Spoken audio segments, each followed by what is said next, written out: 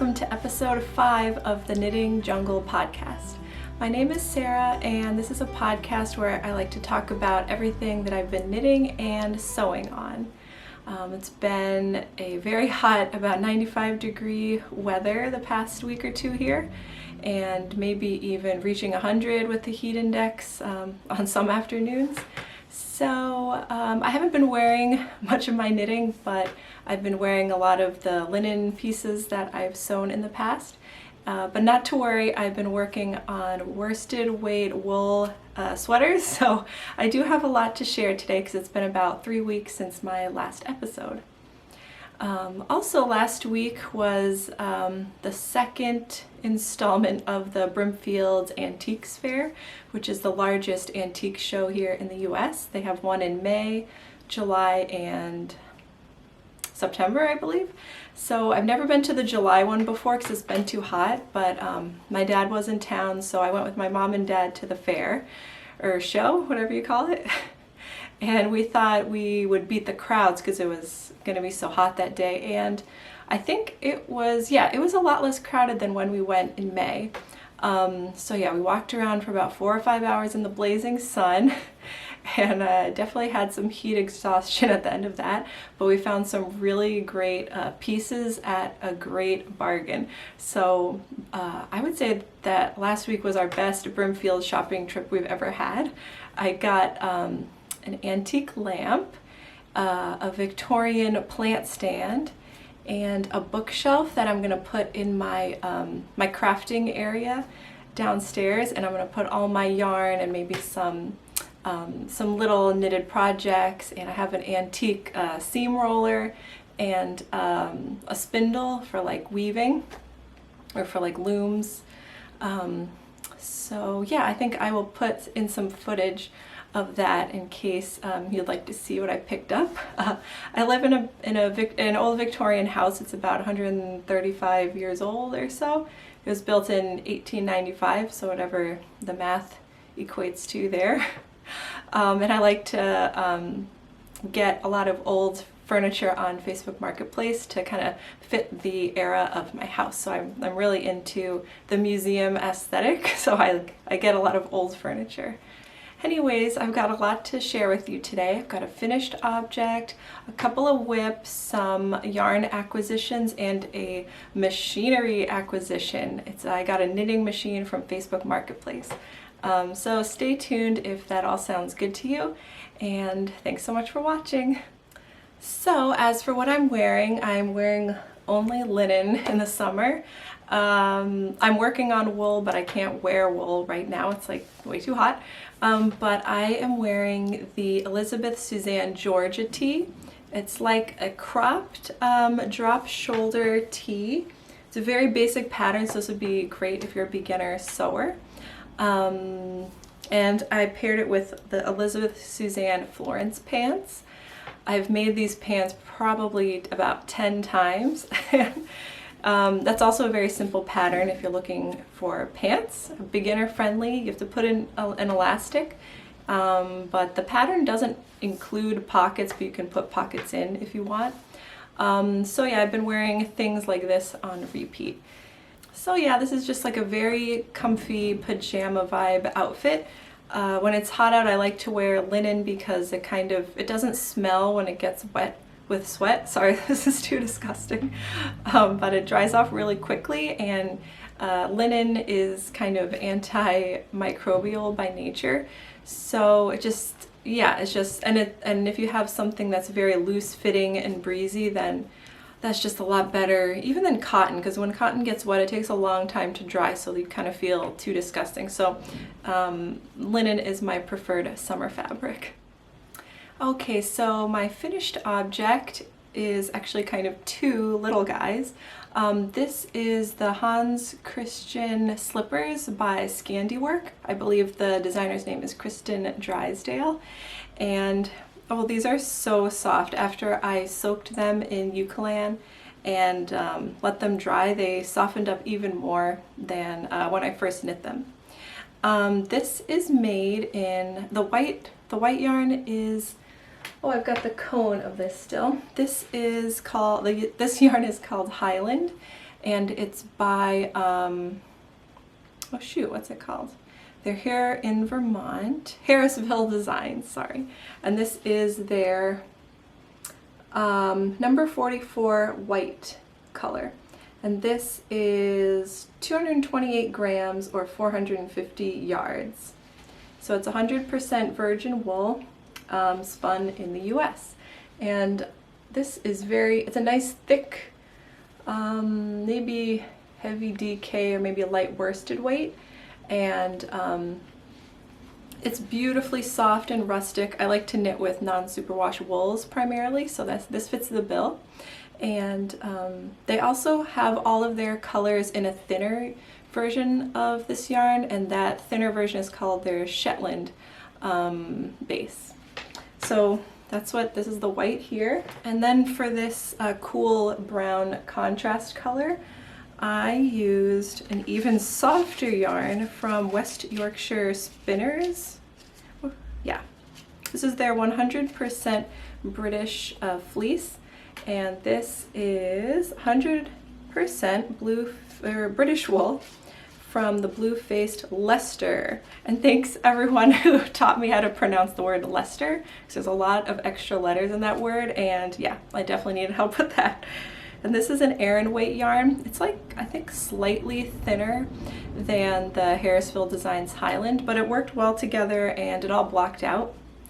So yeah, even though it was slightly thinner, I think it turned out very well. Yep. So I knit these on a 4 or 4.5 millimeter needle. I've already forgotten because I finished this like 2 weeks ago, so I'll just pop that on the screen. And also down below, I put all the links to the yarn I used and which colors, and like where you can buy it and everything.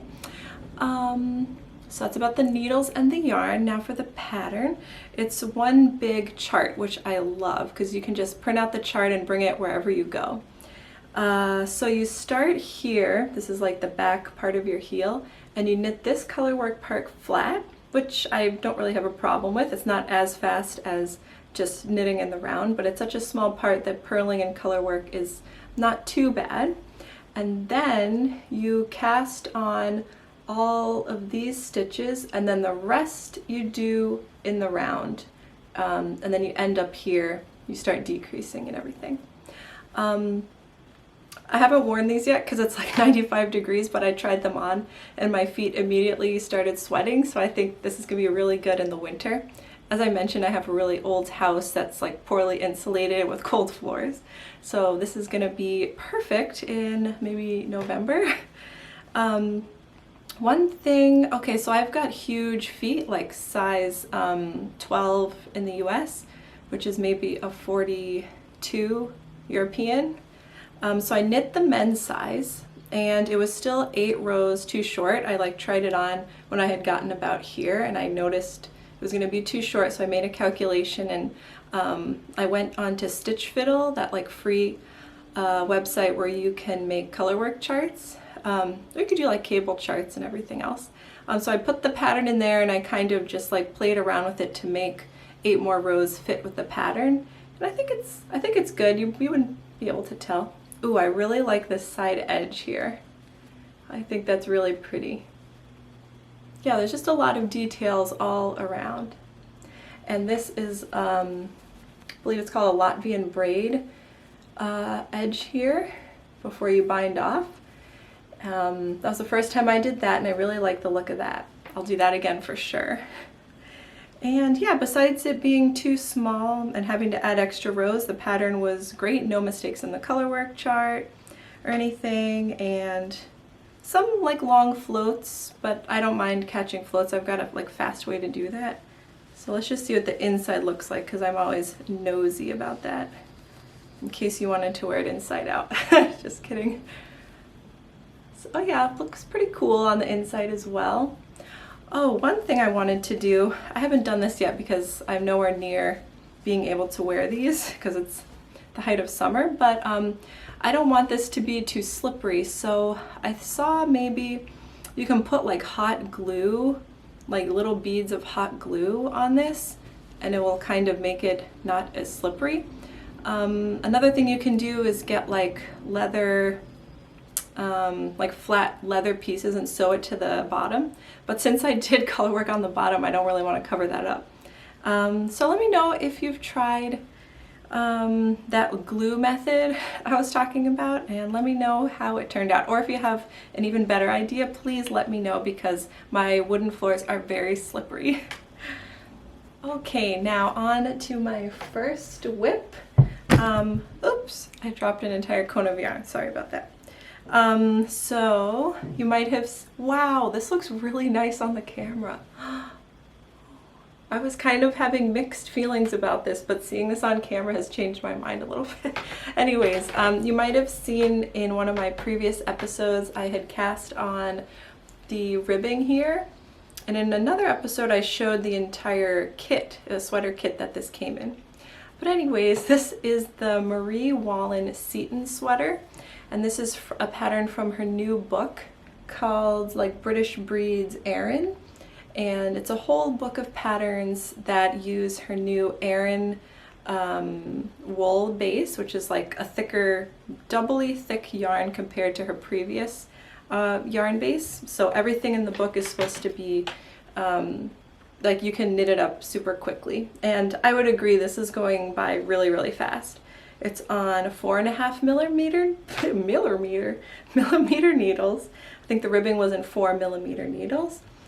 And this thing has maybe 12 colors in it.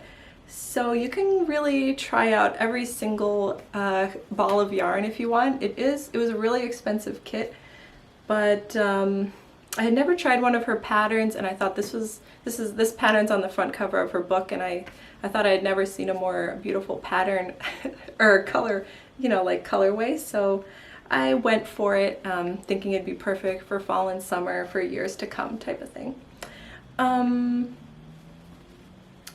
I need to redo this neckband.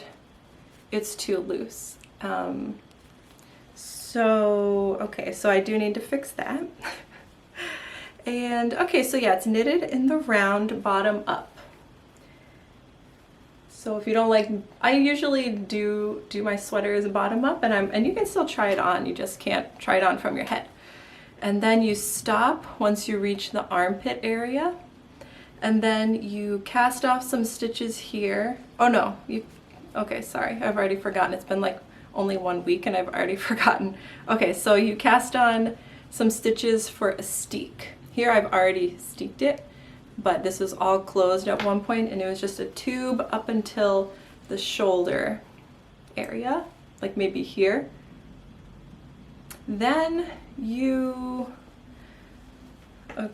then the worst part of this whole pattern, which really turned me off from the entire sweater and I kind of like hated it, was this shoulder shaping section. So I probably should have just like knit it like a traditional Norwegian kofta, just like a perfect rectangle, and then seamed up the shoulders. And it is seamed at the shoulders, but as you can see, what you do is like on this side you bind off like one for the neck, and then on the armpit side, each round you would bind off like maybe like several stitches. I don't want to give away any part of the pattern, but the way it was written was so bad. I hate to say, but it was so confusing. It was like a giant run-on sentence. It was like, do this every alt row, and it used like a lot of abbreviations, so I was like, I wasn't exactly sure what she meant.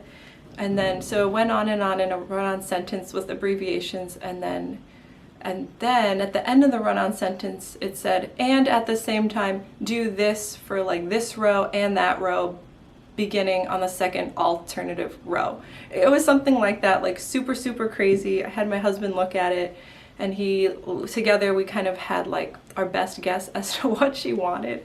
And I don't think I did it correctly, but after I seamed it up and tried it on, I did sew it incorrectly the first time, but I think it's gonna work out. I don't know what she meant, but what's done is done, and the shoulder did get seamed up.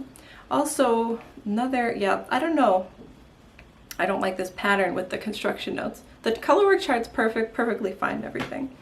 But when she said to seam up the shoulders, she didn't say like where to seam them up, like from where to where. So I just made a guess at where the, like how wide the neck should be. And I think I got it right, but just another example of things that were not too clear in this pattern. So yes, not my favorite, and but the color work's turning out really well. When I first started, before I got to the pink section, it was looking like this, and I kind of wasn't into that color scheme. Like, I don't wear a lot of gray and blue, but then once the pink and green, my favorite color combinations, started coming into play, then I thought, okay, I like this now. Oh, this neck doesn't look too good. Yeah, gotta rip back on that. So now all I have left to do are the sleeves, and what I'm gonna do is knit one giant sleeve in the round with 2 steek lines. So I'm gonna knit the sleeves all together at once because I really want to finish this project. It's very hot and heavy to work with, and I got really mad after the shoulder situation. So I just kind of want to be done with this and block it, and then hopefully I will fall in love with it in a couple months when it gets to be sweater season. So yeah. I did, this time when I did the steek for the armhole, in the past I've used a sewing machine to sew a line on either side of the cut, but this time I did a crocheted border on both sides, and I really like that. I think it's going to make sewing really nice because you can really pick up, and in case you need to pick up stitches, this would be a great edge to pick up or sew into later. So I think she wants you to pick up stitches and knit the sleeve, but I'm gonna knit the sleeve, I don't know, maybe top down to make sure I don't run out of yarn, because this was from a kit, and then just sew in the sleeve later. So hopefully that all works out, and I'll let you know how it goes. Okay, for my second whip, I love this sweater, by the way. So this is also knit bottom up. Let me just get it perfectly arranged here. This is called the Circlet by Kate Davies. And this is my first pattern I'm doing by her as well. And in her pictures, it just looks so beautiful. Let me show you. It's, you don't need a cable needle, but it's all different pearls and knits and texture like that. So it looks a little bit cabled, but you don't need a cable needle to do it. So here's kind of how it's going. There's these little diamondy shapes here. Hopefully you can tell. So you knit bottom up, and she wanted a twisted rib knitted flat, and I didn't want to purl through the back loop, so I just did twisted rib in the round, and then I'll just cut it no problem later on. And it's a cardigan, so it's going to be, you know, open anyway, so I'll just pick up stitches for the button bands, and I think that will all be fine. And then yeah, so I did the ribbing in the round, and then the rest of it, once the chart for the pattern started, I started knitting it flat. So I hope that works out. This is a very, very long chart. I'll show you, let me see if I can show it. I'm sure you won't be able to read it, but there's like, I'll just show it really fast, but there's like many, many sections. And some of the narrow little sections you need to repeat 3 times or like 4 times. And so you need to pay, I've got a lot of notes written on this chart. And the first several rounds of it that I did, it took me so long, and the first row I did of the pattern, I think I did it like, redid it like 3 or 4 times because I'd messed up. Then once I put in like a million markers to mark where each section of the pattern started and ended, like now I'm going really, really fast. Or not fast, this is probably the slowest project I've ever done, but I'm at least not making any more mistakes. So let's see, I got my favorite Chiagu needles here in the size 4 millimeters. Oh yeah, so that's a very comfortable size for me. And the yarn is Garthenor yarn, and the base is called Beacons, and I think it's still on sale right now, just a few colors like white, light gray, medium, dark gray. And yeah, right now I had just finished a skein, so I don't have a ball to show you right now, but it's super, super soft. It's again, it's a non, excuse me. And this is another non-superwash wool, which I love, but it's very soft. It's not rustic at all. I mean, I guess kind of, but you could have this like up here. Sometimes this part's sensitive, like my neck, and that feels good. That would be, I'll be able to wear this for sure without like a long sleeve turtleneck under it or anything like that. Let me just tell you a little bit about the yarn. So I just had to look up more about this yarn so I could tell you, since I don't have the ball band with me here. But this is a DK weight yarn. It's worsted spun, so it says it's going to have good stitch definition. I would say, I don't know, it depends on the lighting. I think it's not the best for stitch definition, but you can definitely at least see it here on camera pretty well. So the yarn is a blend of a few different types of sheep. So it's 75% Polworth, I think that's why it's so soft. And then 10% Romney and, or sorry, 15% Romney and 10% Hebraian.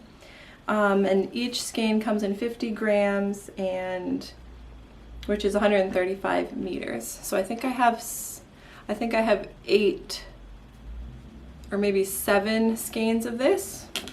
I hope that's going to be enough. So this, what I did here, used exactly 2 skeins so far, and I'm nowhere near the armpit level yet, and there's full sleeves and everything, so we'll see how that goes. Can always make the sleeves shorter, like 3/4 length if I need to. I just really quickly want to show you the buttons I got to go on this guy. I've got wool in my eyelash. Okay. This is a little button from Merchant & Mills called Moorland. It's like a nice, moody, dark, multicolor button. I don't know, I just really like these buttons, and I thought the warm tone of the button would go good with the gray. And you see how she is styling this sweater with this beautiful plaid or gingham fabric. So I'm hoping to make something similar, like a black and white plaid dress to go with this. And it looks like she might be wearing the Merchant & Mills Etta dress. So maybe I will make that as well and kind of complete the full look. Okay, so now I've got some acquisitions to show you if you're interested. The first one would be my amazing knitting machine, which is my new baby. Maybe I'll insert a little video of how I have it set up right now, but that was my main acquisition. And then my little bookshelf for my yarn display wall. Those are my two. I just had such a good month with my crafting. But as for yarn, I picked up a couple of yarns. The first one is called Wisconsin Woolen Spun. And this is like small batch, non-superwash, 100% American wool, it says. I'm assuming from Wisconsin. And this is I've got 3 of them. They come in 100-gram skeins, and it says it's about 250 yards, and it's worsted weight and very, very squishy. And yeah, from BarrettWoolCompany.com. And they suggest a needle in between 4.5 or 5.5 millimeters. And with these 3, I'm hoping to make a vest. Maybe the one, or pullover, whatever you call it, like a sleeveless thing. And I have my eye on this one by Fiber Tales. I'll put the name of it below, but it's a beautiful vest that looks perfect for winter if you want to throw it over a long sleeve dress, just to keep your core a little bit warmer. And I think I have enough yarn for that. It's so rustic, and I just love this dark brown color. It's much darker than what it's showing here. But yeah, just another American wool company that I haven't tried before, and yeah, I'm excited to try that out. Okay, and my last yarny acquisition is from Jameison and Smith. So when you use a knitting machine, the machines really like coned yarn. There's like the yarn mass just feeds up like this, and if you don't have a cone, then you need to, like, you don't want to use a ball, you have to wind it in some type of cake, or cone is even better, something with weight that won't just fly off the table as the yarn is like getting pulled up. And also coned yarn often has the spinning oils in there, and that just helps it glide through the machine very well. So I got these cones specifically for machine knitting. This is the Jameison and Smith 2-ply jumper weight, and I thought this would make a great colorwork sweater. It's pretty thin fingering weight yarn, so it's perfect for the machine that I have. And this color is called Shade 1. This one's 500 grams. Yep, and this one is called Shade 78. And this is like, it's not warm nor cool. It's like a medium brown that has kind of a mottled effect. Looks more mottled on camera though, but together I think this would be a really beautiful combination. Is this one 500 grams? Oh yeah, it is. Oh, but they're totally different sizes. So that's interesting. Oh, it's because the cones are different sizes. Duh, okay. So yeah, this is like a non-superwash wool 2-ply, like I mentioned. It's very smooth. It's not necessarily soft, but I've heard this softens when you soak and block it and everything. And this is pretty popular in the knitting community, at least I've heard about it before. So I'm excited to give it a try. And that's it for yarn and knitting related content. I have one finished sewing object to show you in case you're interested. This is a beautiful little linen dress. I've already forgot the name of the pattern, but I will include it. And this is probably like the softest linen I've ever felt. This is by Merely Suzanne, and it's a company on Etsy. And I got this fabric like 2 years ago, so I don't know if she is still selling this, but if you can get your hands on any linen from her site, I highly recommend it. It's very, very beautiful quality. And it's got these, oh, my favorite color combo, pink and green, little flowers here. Very subtle, very dainty and feminine, and perfect for spring or summer. And I love the construction of this bodice. It's made of a lot of pieces. There's like a top piece here, and then the cups, it's like a 2-piece cup, and then there's a waistband. So the shaping here is really flattering. And then in the back is an invisible zipper. It's slightly visible, but it's okay. It doesn't bother me too much. And then there's a side slit here on the skirt portion.